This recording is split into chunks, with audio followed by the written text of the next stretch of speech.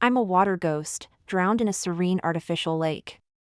The salvage team spent 3 attempts and still couldn't find my body. Every night, I swim to the lake's edge to seek out young men. In the past 2 years, more men have fallen into the lake, but no one has come near it for a long time. However, over the past week, I've noticed a young man who comes to night fish at regular times. Just as I was about to approach him, his fishing hook caught my neck, and I was dragged onto the shore.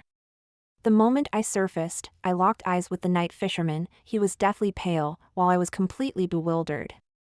This was a situation I'd never encountered before, my body being dragged ashore by a fisherman. I was about to scare him off, but he immediately pulled out his phone and dialed 911. "Hello, I want to report a crime. I was fishing at Moon Lake and caught a half-dead body. Please come over." The man said, his emotions heightened as he spoke, but his expression returned to calm after he hung up. He slowly approached my body, squatting down to examine me closely. I couldn't fathom what he was thinking. Could I have met a pervert, someone with necrophilia? As a water ghost, once we leave the water's surface, our spirits can't attack humans on land. However, we can choose to possess and take their souls. Just as I thought of lunging at him, I was repelled by a massive energy. I stumbled and became dizzy, while my body was decaying at a visible speed. When I was first pulled up, I looked like I'd just died, but how did my body become a half-decayed corpse in an instant? How did I die, and why can't I remember anything? Water ghosts are entities with heavy resentment. They take pleasure in dragging others to death, detesting humans approaching them. Yet, this man who pulled me ashore seemed eccentric while examining my body, but I'm sure he wasn't afraid of me. This was a situation I'd never seen before. Those whom I previously dragged down were overcome with despair and terror. No one dared to gaze at me so closely. Soon, police cars drove over from a distance. "Sir, was it you who reported the incident?" An officer asked. The man again displayed a frantic, shocked demeanor. "Yes, officer, I was frightened. I often go fishing there, and I didn't expect to catch a body today." He turned his head, covering part of his face with his hand, which continued to shake.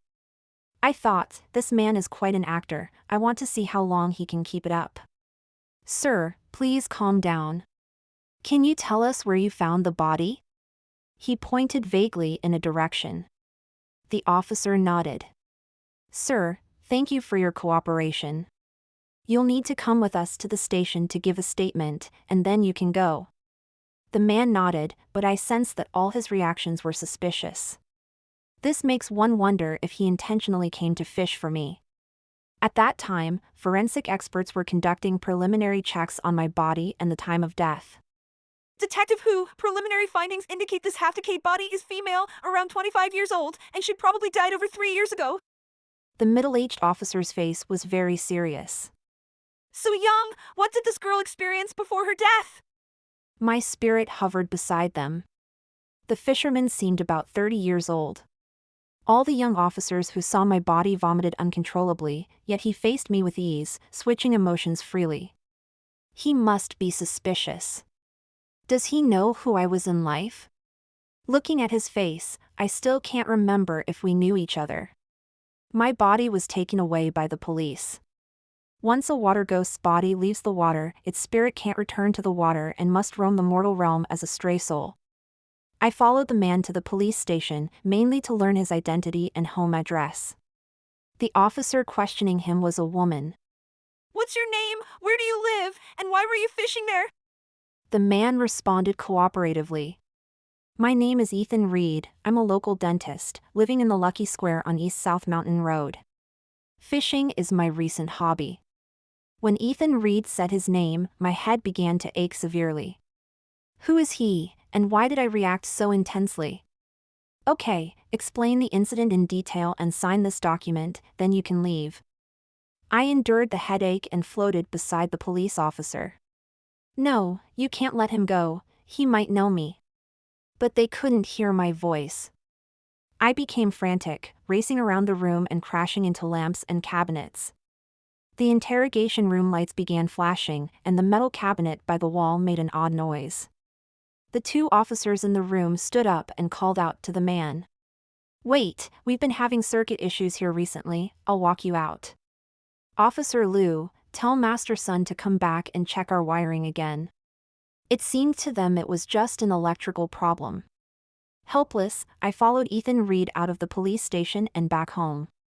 As soon as he left the station, he hailed a taxi at the door. "Sir, go to Yangon Temple," he said firmly. The driver raised an eyebrow, questioning the odd request. "Brother, it's this late, what are you doing going to a temple? Won't it be closed?" Ethan Reed insisted. "Can you take me there? If not, I'll get out." The driver stepped on the gas, heading towards Yangon Temple. "All right then." I couldn't possess Ethan, not even touch him. I could, however, use the driver's body. I quickly dove into the driver's mind. The car suddenly lost control, nearly crashing into the highway guardrail. I quickly grabbed the steering wheel. Ethan scolded. "What kind of driving is this? You could kill us." The driver's expression turned vacant as he spoke. "Who are you? Do you know how I died?" This time, I saw fear in his eyes. But the next moment, Ethan pulled out a Buddhist talisman and pressed it against the driver's forehead. The driver cried out in pain as I was repelled by the talisman. As I was flung away, I seemed to hear someone say, Emily Brooke! And passed out. When I came to, I found myself confined in a ceramic jar. Where was I? Why was my spirit so diminished? At this moment, I heard conversations outside the jar. Father Gregory, I brought back her spirit as you instructed. Is this how we'll purify her? An elderly voice replied from above. Well done. Remember to write these talismans 18 times a day until she moves on. However, Ethan suddenly intervened. Father Gregory, I don't want her to move on, I want her to permanently disappear, her soul scattered. Father Gregory paused, saying, How benevolent, how benevolent. You're demanding too much, it might harm your own fortune. This lingering spirit won't trouble anyone while it's here, you should return now. What enmity do we share? Even after I died, he won't let me be. But Ethan was unwilling to let me go, insisting, Father Gregory, if you won't do it, I'll take the jar myself. Though weakened, I heard their conversation clearly. The jar moved slightly, it seemed someone was taking me away. The voices faded into the distance. I was trapped in a ceramic jar, taken away by an unknown person. The jar swayed for a while before stopping. I heard scratching sounds at the opening, like paws clawing. After a few moments, the opening was pried open slightly. A beam of light came in, and a dog's face appeared before me. It was a stray dog. In the animal world, spiritual cats and dogs can see ghostly forms. It didn't expect to find a spirit in the jar and was startled, turning to run. I couldn't miss this chance. Though it's hard for me to possess a human, a dog was easy. I seized the moment and dove into the dog's mind. It wasn't difficult to control its body. My mission now was to figure out what Ethan Reed had to do with me. Right now, they should still be at the temple, and they must have discovered the missing vase. This vase cannot fall into their hands. I dug a hole under a tree, picked up the vase with my mouth, tossed it in, and covered it. I kept watch at the temple entrance until dawn, when I saw Ethan Reed walk out. His brow was furrowed, his expression tense, indicating they had been searching for me all night. Soon, he composed himself and pulled out his phone to make a call. Honey, everything is taken care of, can we set a wedding date now? I couldn't hear what the woman on the other end said, but Ethan's words were clear. They chatted for a while before hanging up. I followed him, keeping a distance. After he left the mountain, he hailed a cab. To avoid being seen, I ran along the roadside, managing to keep up thanks to the dog's good physical condition. But this wasn't the neighborhood he mentioned at the police station. This was a high-end complex with strict access controls, no one, let alone a dog, could get in without authorization. Ethan made a call, completed some paperwork, and was let in. Now, as a scruffy stray dog, entering seemed impossible. If I left this dog, my spirit would be too weak. For now, I could only rely on the dog to move freely. I needed time to recover. After some thought, I decided to clean myself first and figure out a plan later. Spotting a small fountain by the side door, I leaped into it and gave myself a good wash. Afterwards, I caught a glimpse of the dog's appearance from the water's reflection. It looked like a fox. Shaking off excess water, I crouched by the road, looking pitiful. As people began leaving the complex, they'd glance at me in surprise. Honey, look at this dog. Is it from our complex? How did it get outside? Some young girls even approached me, wanting to pet me. I acted very obedient, trying to win people over and get someone to take me in. As a girl drew near, she shivered subconsciously. BRR, what's with the chill? I smiled, pretending not to understand. Having run all night and gone without food, the dog's stomach growled. Just then, the girl who had petted me offered me food. Are you hungry? I have intestines and chicken legs in my bag, have some.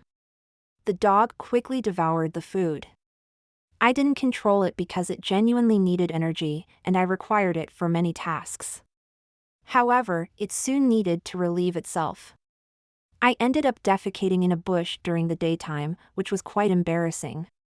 After a day and night, no one had taken me into the complex.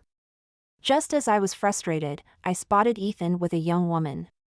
The two walked out of the main gate, arm in arm. It was fortunate that I finally caught up with them. Now, I must find a way to get the woman's attention. I approached her, sat down, and made a gesture of friendship typical for dogs. But she seemed unimpressed. Ethan, good at reading people, scolded me coldly. Get this stray dog out of here. He almost kicked my hind leg. This approach wasn't working, so I started whining and acting cute, hoping the woman would show some pity. But she was harder to win over than I thought. She directly told Ethan. Deep, it's annoying, get it out of here. Since that didn't work, I had to use my last resort on her. As a water ghost, my specialty is soul enticement. All I needed was for her to lock eyes with me for a moment, and I could manipulate her. Commonly known as enthralling the soul. Just as Ethan was about to take action, a shadow flickered in the woman's eyes. She suddenly shifted her tone, saying, Deep, I really like this dog. Let's keep it. Ethan looked bewildered. My enthralling tactic had never failed. Honey, you don't like dogs, why do you suddenly want to keep one? She asked, to which Ethan reluctantly agreed. Clearly, this woman was important to Ethan, as he catered to her every whim. I was taken home that day. Later, I found out her name was Chloe Harper, the only child in a wealthy family with business interests overseas. She was essentially a rich heiress from birth. Though not stunning, her assets were enough to indulge her for generations. Previously, she changed boyfriends like clothes, but after meeting Ethan, she experienced 2 close calls with kidnappers, both times Ethan rescued her, which is why she developed strong feelings for him. Now, they're engaged. I think this is one reason Ethan dragged me ashore. Following him around, I uncovered one of Ethan's secrets. His identity as a dentist is a facade. His dental clinic appears legitimate on the surface, but it's actually a front for a criminal gang. His real goal is to connect with rich daughters, swindling them out of their wealth and even killing to cover their tracks. They maintain a perfect image publicly but secretly discuss strategies and share success stories. Since I'm a dog, they didn't bother avoiding me. However, I still don't understand how Ethan is connected to me. I sat in the corner with a stainless steel bowl containing yesterday's leftovers in front of me. Ethan often secretly abuses the dog when Chloe isn't looking. His warmth and compliance are just a pretense. Deep, you're really making it big. We're all waiting for you to succeed. One of his associates said. This time, by targeting Chloe, he reached the wealthiest woman he'd ever met. Moreover, from his words, he plans to retire from his life of crime after this. If he marries Chloe, not only will he become rich but might also inherit her parents' business, catapulting him into the upper class. Ethan furrowed his brow, deep in thought.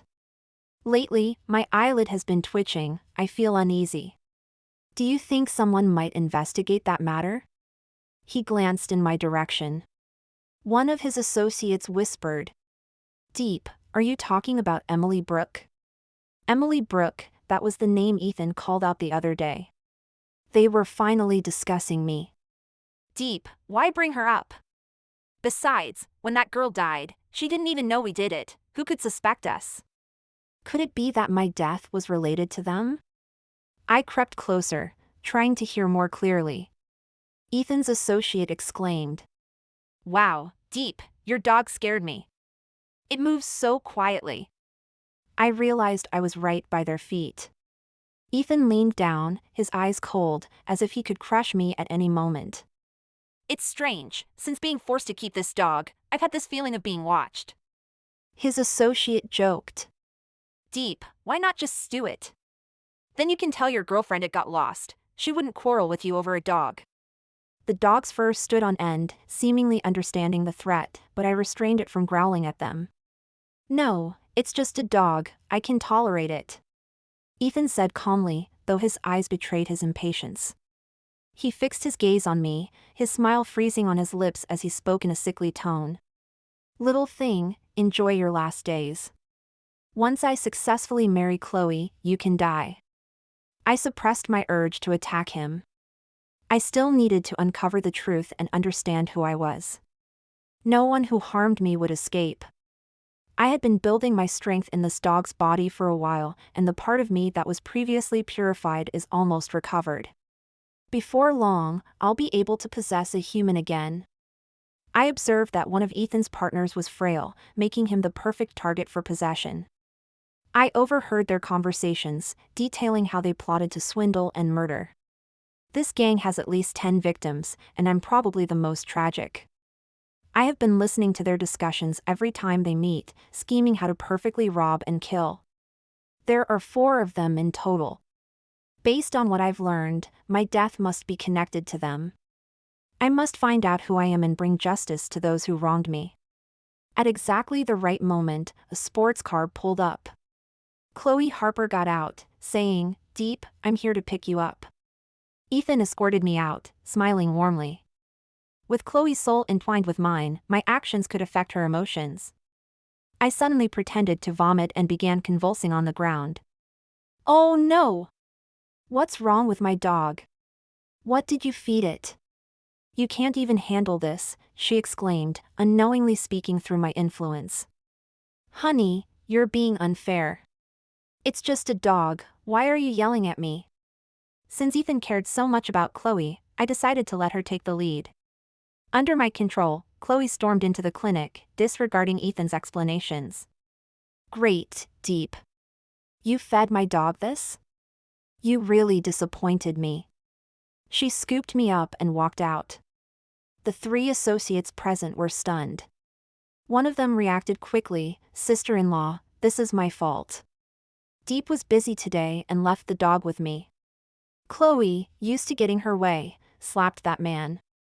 So it was you. My dog is precious and valuable. If anything happens to it, I'll shut down your clinic. No one expected this ordinary dog could humiliate Ethan in public. Yet, he remained calm, apologizing and following Chloe. Ethan sought her forgiveness, pleading not to be angry. Over the next few days, Ethan was driven to the edge by my antics, but he dare not complain. Since my influence in Chloe's heart outweighed his, he had to endure. Every night, I'd sit on Chloe's bed, cleansing her soul to make her my puppet. This had side effects, like her occasionally eating raw meat at midnight or taking cold baths. Ethan began to notice something was off. Last night, he drugged Chloe's milk to see if she'd wake during the night. If she did, it would confirm his suspicions. However, Chloe slept soundly until 3 a.m., and Ethan didn't see what he expected. I observed everything he did. The next day, Ethan left early and locked me indoors. I worried he might have discovered something and decided to follow him secretly. After a few attempts, my spirit successfully left the dog and exited the house. It had been a week since I last saw this group. I followed Ethan to their gathering spot. "Deep brother, you look quite worn out, is everything okay?" one of his associates asked. "Forget that," Ethan replied. "The plan has changed. Chloe has been acting odd lately, I feel something's off. It's better to just get rid of her." "Your meaning is?" The man gestured, mimicking a throat-cutting motion. "Exactly," Ethan confirmed. "The same old rule, let the second and third handle it, while I work with Tyler to cover tracks." Due to my presence, they finally couldn't sit still. They couldn't let their prey slip away. In their plan, I heard many frightening details that chilled even me, a water ghost. As Tyler prepared to leave for tools, I followed him. This was my chance. I leaped into his forehead and entered his body. Inside, I urgently sought memories about me. Indeed, I found them. It turned out I was Ethan's first love. When I was 17, he deceived me into leaving the orphanage to work in the city with him. Gradually, I became his tool for making money. Initially, he treated me well, promising a future together. But later, he made me work at a bar and participate in scams. He told me these were necessary to earn enough money to marry me. I was foolish and believed him. Shortly after, he introduced me to his partners, saying we'd make a fortune together. But once I joined, I realized they were involved in unsavory activities. I confronted Ethan, asking if he had been deceiving me from the start. We argued that day. I said I wouldn't do it anymore and wanted to break up with him, threatening to report him to the police if he didn't agree. But he knelt before me, tearfully begging for another chance. He promised to change and stop scamming. He even proposed 2 days later. He promised to open a small restaurant with me after marriage and live a good life. But terrifyingly, behind my back, they planned to eliminate me altogether. Their plan was to act on our wedding night. Since I was an orphan with no friends, the wedding was simple, with only his friends attending. That night, I was given a lot to drink. I remember feeling dragged but couldn't feel the pain as they brutally dismembered me. This was Ethan's first time dismembering a body, and their skills were crude. They couldn't continue past halfway and ended up binding me with stones, throwing me into several artificial lakes in the city. 3 years ago, an elderly woman passing by Moon Lake found a bloody bag and reported it. The salvage team dredged the lake for 3 days but found nothing. The case was eventually dismissed. However, from then on, there were frequent incidents of men falling into Moon Lake. People began saying there was a vengeful spirit in the lake. The lake became infamous in Z City, and no one dared approach it. After I died, Ethan went berserk. His gang started committing crimes across different cities, moving every time they finished a job. This time, they returned unexpectedly. After hooking up with Chloe, he staged 2 kidnappings, initially planning to ransom them but ultimately deciding to use them to his advantage.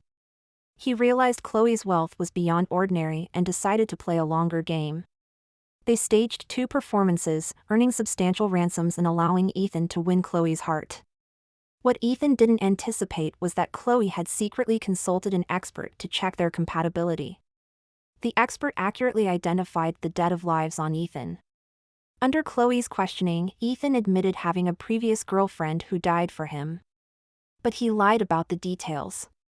Following the expert's advice, Ethan decided to return to Z City to resolve this dangerous spiritual debt. Chloe told him, "Deep, if you can't handle these things, we'll have to postpone the wedding." Ethan, unwilling to wait, promised to satisfy her. Thus, he went night fishing at Moon Lake. He prepared everything beforehand: protective talismans, wooden swords, and soul bells. His goal was to personally pull me ashore and use the expert's spiritual symbols to take me to Yangon Temple, where he would scatter my soul and prevent my reincarnation. So, no matter what, I couldn't escape that night. After learning the truth, I understood why hearing his name caused me such pain. Since they were responsible for my death, I would settle all scores. You, Ethan, are skilled at deceiving women, but I'll destroy your most prized ability and let your face become your greatest despair. To catch them all, I used Tyler to secretly gather evidence of their crimes. I also hid a voice recorder in his pocket. Every word they spoke would be evidence for their conviction. As for Chloe, though I don't like her, she's an innocent. I won't harm her, instead, she might learn from this. Their plan was set for a week later. On the day of action, I possessed the dog again. While Chloe was in the bathroom, I jumped onto the bed and bit off Ethan's most prized possession. Ethan woke up in agony, witnessing the scene before him. He screamed for help but couldn't move. Chloe rushed out of the bathroom, pale-faced at the sight. Oh no! What's going on here? She only saw blood on the sheets until she realized what was in the dog's mouth. I stood by the balcony, barking loudly at Chloe. This was her only chance to escape. She trembled, unable to approach me. Chloe, save me! Get me that thing, please. Ethan begged weakly. He was terrified his most valuable part would be taken from him permanently. Chloe, being timid and selfish, had never seen such a scene before and fled in terror. Ethan was desperate but wouldn't miss this opportunity. Instead of calling 911, he notified his associates to grab Chloe ahead of time. He truly valued money over life. Ethan struggled to his feet, wrapped his body in a sheet, and staggered towards me. I saw a charging cable in his hand. If I attacked now, the dog would surely die. No, I needed it for my revenge. I had to keep it alive. Looking downstairs, I knew the dog couldn't jump that high alone, but with my control, I could try. I retreated slowly, turned, and leaped with force. I landed on the lower balcony, though the dog's leg was broken. At least its life was spared. Snowy, thanks for this while. I have more important things to do now. I'll make sure the owner lets you out, and you can go wherever you want. I won't bother you again. I then flew off. At this point, I had to act quickly before they caught Chloe. I needed to control Tyler and use him to capture all of them. My spirit flew off, and soon I saw the gang wearing masks, preparing to act in the underground garage. Chloe stumbled out, shoeless. As soon as she reached the garage, she was subdued with a bag over her head. What a foolish woman, she couldn't even escape this. I waited for the right moment and possessed Tyler. I floored it, speeding out of the garage. Tyler! What are you doing? We agreed for another guy to drive. Stop! I continued driving until I crashed into the police station's gate. The impact was loud, and everyone was stunned. No one expected that one of their own would turn against them. Soon, the police took control of the scene, arresting everyone present. Ethan, dragging his body, had been waiting for a call from his associates but ended up receiving a visit from the police instead. Ethan Reed, you're under arrest for planning the kidnapping of Chloe Harper. Your associates have surrendered, the officer said. Ethan bowed his head, unable to cry or run. He pleaded. Officer, please, can you help me find something important to me? The officer looked down and instructed his team to search. I watched as they searched. It was a pointless effort, the item had already been taken away by the trash truck. I finally felt a sense of relief. Later, the police identified the remains of the half-decayed body. Unexpectedly, this case connected to Chloe's as well. After a month-long investigation, the truth about my death came to light. They contacted the orphanage director, and my ashes were returned. I finally had a proper grave. Tyler became mentally unstable in the holding cell, murmuring. It wasn't me, I did nothing, said nothing. It didn't matter, he had brought the voice recorder into the police station that day. Later, Ethan became the plaything of the bigwigs in prison. I heard that before he died, he had scratched his own face to shreds. The other inmates wouldn't let him off, saying he lived well and was born for such treatment. Chloe, due to this experience, decided to focus on her career and eventually inherit her parents' business. I visited Snowy later. It had been adopted by a kind family, the girl who fed it chicken legs in the neighborhood. Snowy limped in the complex, ran into the girl, and she even healed its leg. I promised not to disturb it again, so I didn't approach. As for me, I was now just a lingering soul. I couldn't be a water ghost anymore. However, I wanted to meet Father Gregory from Yangon Temple. I recalled he said he could help me pass on and reincarnate. With no more attachments, it was time to leave. Later, Father Gregory met me without surprise, simply saying, "All things in the world have their fate." 3 years later, I was reborn. As soon as I opened my eyes, I saw Snowy rubbing against me. "Honey, we have a beautiful daughter." "Well done," the woman said amidst a hospital room full of flowers. In this life, I was fortunate to grow up surrounded by love.